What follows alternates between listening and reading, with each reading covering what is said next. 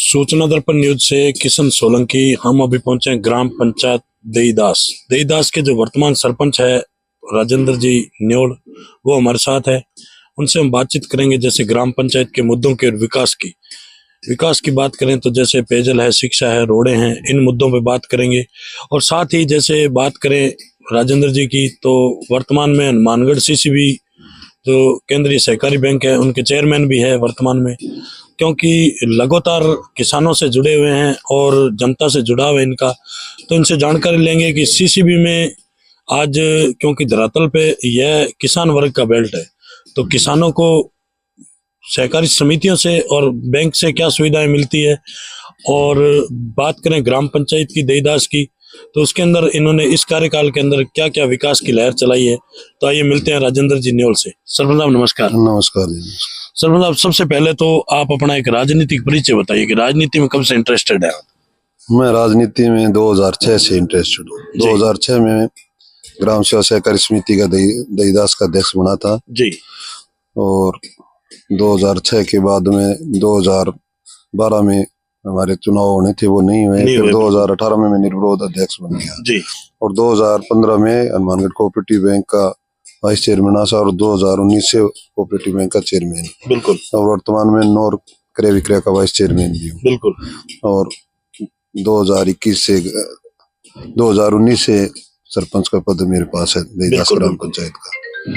तो जैसे बात करें सरपंच साहब अपन ग्राम पंचायत की, तो ग्राम पंचायत में आपको यहाँ की जनता ने बहुत ही अच्छे मान सम्मान से चुना है, क्योंकि आप रेगुलर राजनीति में चलते आ रहे हैं और काफी लंबे समय से आपका जनता से जुड़ाव है। तो ऐसी क्या कमियां लगी आपको जिसको लेके आप चुनाव मैदान में आए यहाँ ग्राम पंचायत में, और क्या क्या ऐसे मुद्दे जो आपको किन किन समस्याओं का सामना करना पड़ा इस कार्यकाल के अंदर? नहीं, कोई मेरे पास ऐसी कोई समस्या नहीं है। मेरे तो बस सरपंच गांव का बन के और गांव की जैसे गलियां है, वार्ड है, उनका विकास कराने की मेरी इच्छा थी कि मेरे को अगर पंचायत का एक बार मौका मिले तो मैं गांव में, मेरे जहाँ तक सोच थी, बढ़िया मेरे गांव की गलियां हो, बढ़िया स्कूल का ग्राउंड हो और बढ़िया गांव के अंदर चौगान हो। तो इस तरह की मेरी कुछ इच्छाएं थी। तो मेरा कार्यकाल 5 वर्ष का था, लेकिन फिर भी बीच में 2 साल कोरोना में खराब हो गए। मेरे को लगभग कार्य करने का केवल 1.5 वर्ष का ही मौका मिला है। फिर भी मेरा जहाँ तक सोच है कि मेरी पंचायत समिति नौर ही नहीं, शायद जिला परिषद में मैंने सब सरपंचों से अधिक नरेगा में राशि लगाकर, और अन्य जैसे पंचायत समिति है, जिला परिषद है, MLA से है, MP साहब से है, सबसे मैंने पैसे लेकर के, और मेरी पंचायत का जहाँ तक मतलब होश का है, कहीं से भी राशि मेरे को प्राप्त हुई, कितनी मेहनत करके। मेरी सोच है कि पंचायत समिति में नहीं, मेरे शायद जिला परिषद में सबसे अधिक पंचायत विकास में मेरा काम मिलेगा। बहुत ही अच्छा, क्योंकि हमने भी देखा अभी ग्राम पंचायत देईदास को कि बहुत ही अच्छे, यानी कि राजस्थान की टॉप ग्राम पंचायत मान सकते हैं। आज तक हमने मान लो बहुत सारा फील्ड किया और लगभग राजस्थान की ग्राम पंचायतें देखी है, लेकिन जो देईदास ग्राम पंचायत है वो सबसे एक नंबर हटके है, क्योंकि उसकी जो लोकेशन सरपंच साहब ने दी है बहुत ही गजब है और देखने लायक है। और इससे एक पूरे जनप्रतिनिधियों को भी एक सीख मिलती है कि ग्राम पंचायत में विकास कैसा होता है और कैसे किया जाता है। तो ये भी एक बहुत बड़ी उपलब्धि है ग्राम पंचायत की। तो जैसे सर मतलब बात करते हैं नरेगा की, नरेगा के अंदर लोगों को रोजगार कितना मिला है इस कार्यकाल के अंदर? नहीं, खूब रोजगार मिला है जी। नरेगा में लोगों में कच्चे काम भी मेरी पंचायत में हर समय चालू ही रहे हैं। बिल्कुल। और पक्के कामों में खूब, लगभग 3-4 करोड़ रुपए है वो पक्के कामों में लगे हैं। खूब रोजगार मिला है। लेकिन सर मतलब हम और भी आपके जो साथी है जनप्रतिनिधि उनसे मिले हैं और लगभग मिलते आ रहे हैं कि कहीं न कहीं उनके सुझावों में ये मानना है कि जो नरेगा के अंदर पक्के और कच्चे वर्ग का जो 60-40 का रेशा है, उसके अंदर जो माल मटेरियल का जो बजट है वो समय पे नहीं आने के कारण ग्राम पंचायतों में जो विकास की गति है वो बिल्कुल धीमी है। इस पे आपकी क्या राय है? नहीं, नरेगा में पक्के काम के पैसे है वो, उसमें समय तो लगता है। बिल्कुल। उसके लिए तो सरपंच को कम से कम 1 साल और 1.5 साल का इंतजार तो करना पड़ता है। बिल्कुल। उसमें उसको राशि अपने घर से ही लगानी पड़ती है। तो इसके लिए जरूरी है कि जो सक्षम सरपंच है, कहीं से कोई अन्य बिजनेस है या जिसका व्यवहार है, कोई ब्याज पे लेके पैसा, तो पैसा तो एक बार आपके अपने घर से इन्वेस्टमेंट करना पड़ता है और समय लगता है। मैंने जैसे पीछे 1.5 साल हो गए जी, 1.5 साल की राशि अभी तक हमें नहीं मिली है। बिल्कुल, ये तो पहले भी तय ही होता है कि नरेगा की राशि कम से कम 1-2 साल तक नहीं बिल्कुल आएगी। सही है ये तो सरपंच को वेट करना ही पड़ेगा। जी, तो अपने अगर क्षमता है तो वही सरपंच नरेगा में काम करवा बिल्कुल, सकते हैं, बिल्कुल, वरना असंभव काम बिल्कुल। करवाना। तभी हमारे पंचायत समिति में बहुत से सरपंच है जी, जो सक्षम है, उन्होंने काम करवाया है। जिनके विचारों के अन्य कोई संसाधन नहीं आए बिल्कुल, कि बिल्कुल, तो उन्हें तो केवल पंचायत समिति या पंचायत की राशि पर निर्भर रहना बिल्कुल, पड़ता है।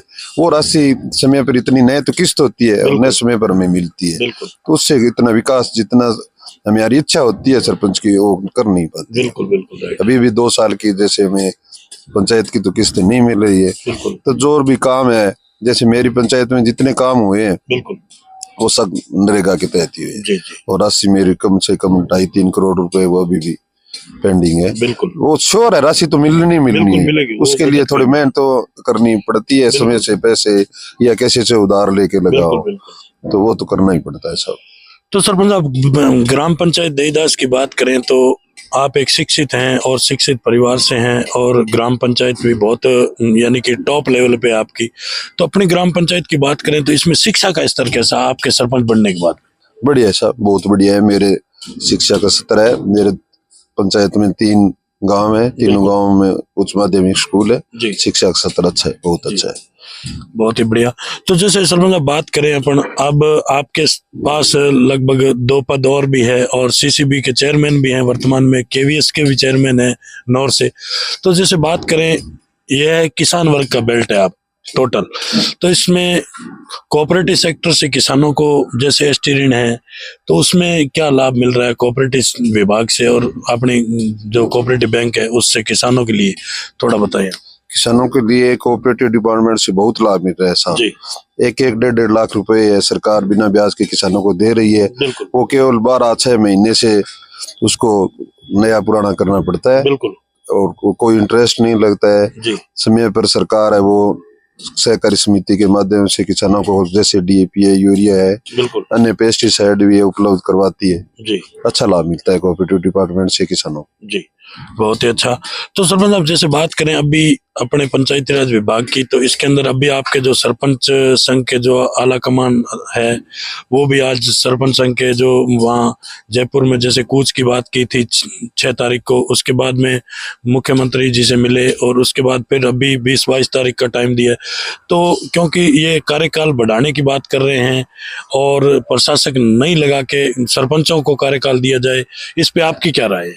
देखो मेरी राय इसमें ये है कि सरकार की मंशा है कि एक साथ सभी चुनाव करवाएं। बिल्कुल, बिल्कुल, तो उसके लिए कम से कम 1 साल का समय तो सरकार को बिताना पड़ेगा। बिल्कुल, 1 साल के समय के लिए अगर पंचायतों में प्रशासक लगते हैं ना, बिल्कुल, तो प्रशासक से पंचायतों के सभी काम है वो अवरुद्ध होंगे। बिल्कुल, सेक्रेटरी है वो प्रशासक के रूप में रहेंगे, बिल्कुल, तो उनसे न तो पंचायतों का पूर्ण विकास होगा बिल्कुल राइट, और न ही पब्लिक है वो डील कर सकेंगे बिल्कुल राइट, और न ही वो इतने काम में रुचि लगे। तो इसके लिए वो तो सरकार की मंशा है, क्या फैसला करे, लेकिन बेहतर तो ये रहेगा अगर पंचायतों सरपंचों का कार्यकाल नहीं बढ़ाए तो एमपी मॉडल है, जैसे बिल्कुल, एक कमेटी बनाकर जी, जी, उनसे काम अगर करवाया जाए तो पब्लिक के लिए भी बेहतर रहेगा जी, और कम विकास कार्य है पंचायतों को अवरुद्ध नहीं होगा। बिल्कुल, बिल्कुल।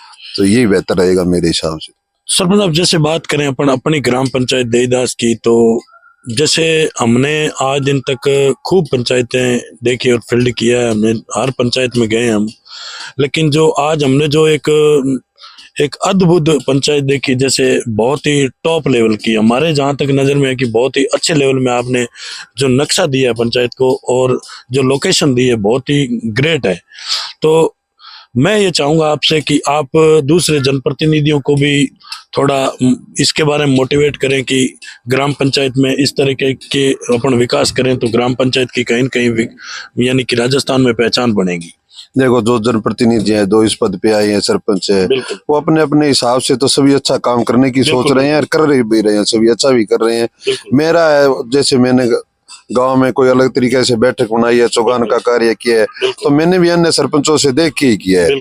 मेरी राय तो ये भी है जो सरपंच बने हैं वो अपनी क्षमता से कर रहे हैं और मैंने भी ये जो काम करवाए हैं, जैसे गांव में प्रत्येक गली बनाई है उसमें पौधारोपण करना, गांव में चौगान बनाना, बैठक बनानी, तो ये अन्य सरपंचों को देख कर मैंने भी ये कार्य अन्य को देख कर किया है। और मेरी तो राय है जो सरपंच बने हैं तो वो अपनी क्षमता से बढ़िया ही बेहतरी कर रहे हैं और अच्छा ही करेंगे, इसीलिए वो सरपंच बने हैं, जनता ने उनको चुना है। बिल्कुल, बहुत ही अच्छा। तो जैसे सरपंच आप बात करें, अभी अपन आगे नव वर्ष आ रहा है 2025, तो इसमें आप अपने कोऑपरेटिव विभाग और पंचायती राज विभाग और अपने ग्राम पंचायत के लोगों को और जिले के लोगों को क्या संदेश देना चाहेंगे? मैं 2025 के लिए कोऑपरेटिव डिपार्टमेंट से और मेरी पंचायत से सभी को हार्दिक शुभकामनाएं देता हूं और ईश्वर से आशा करता हूं कि उनका आने वाला साल है वो बेहतर रहे, अपने सभी के लिए सुख और समृद्धि की भगवान से कल्पना करता हूं। जी, बहुत ही अच्छा। तो ये थी हमारी खास मुलाकात जो देईदास ग्राम पंचायत के सरपंच और वर्तमान में हनुमानगढ़ सीसीबी के चेयरमैन भी है, तो उनसे खास मुलाकात थी। और सूचना दर्पण न्यूज के अंदर जो इन्होंने हमें समय दिया इसके लिए बहुत बहुत धन्यवाद सर। आपको भी सुबह सुबह यहाँ पर पधारने पर बहुत बहुत धन्यवाद। Thank you.